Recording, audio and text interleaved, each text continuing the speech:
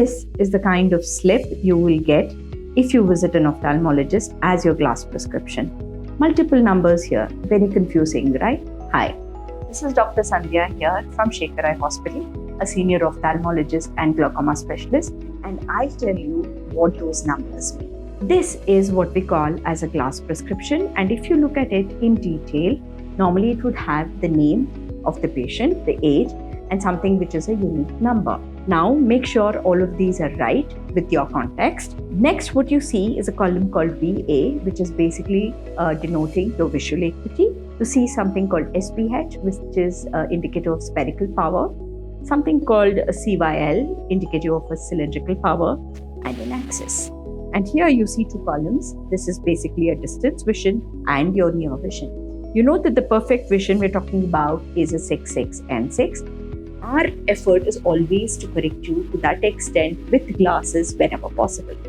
So in this patient, what you would see is there is a number in the spherical error, there is a number in the cylindrical error, and there is an axis.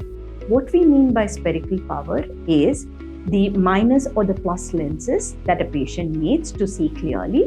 Plus is always for what we term as hypermetropia, and minus is for what we term as myopia. That is, your eyeball being smaller in terms of length or longer in terms of length gives rise to this particular condition in the eye. The next column that you see as your cylindrical power, this is because in certain of us, we cannot see images clearly along a particular axis. And there is where correction is required in addition to or separately from your glass power, and that we call as cylindrical power, and it's along an axis. So the axis is also mentioned here. So you could have this in both the eyes, either of the eyes alone itself. The next column that you see as near vision, you can look at the age here, it says 53 years. So all of us after 40 get this condition in the eye, which we call as presbyopia. That is, we're not able to accommodate and look at things which are nearby.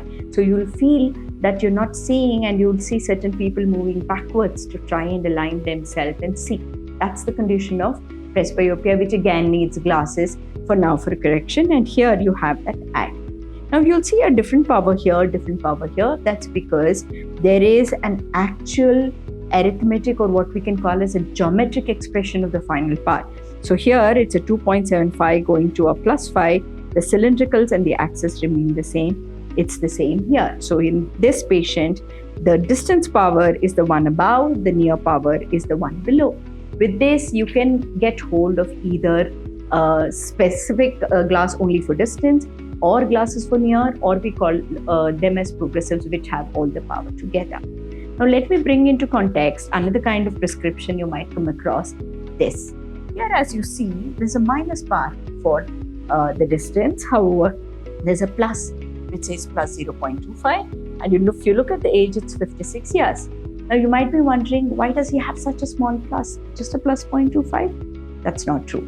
It's because his plus is a plus 2.5, and like I told you, there's an actual minus and plus happening. So minus 2 plus 2.25 or plus 2.5 gives you a plus 0.25, and that's why we have this number.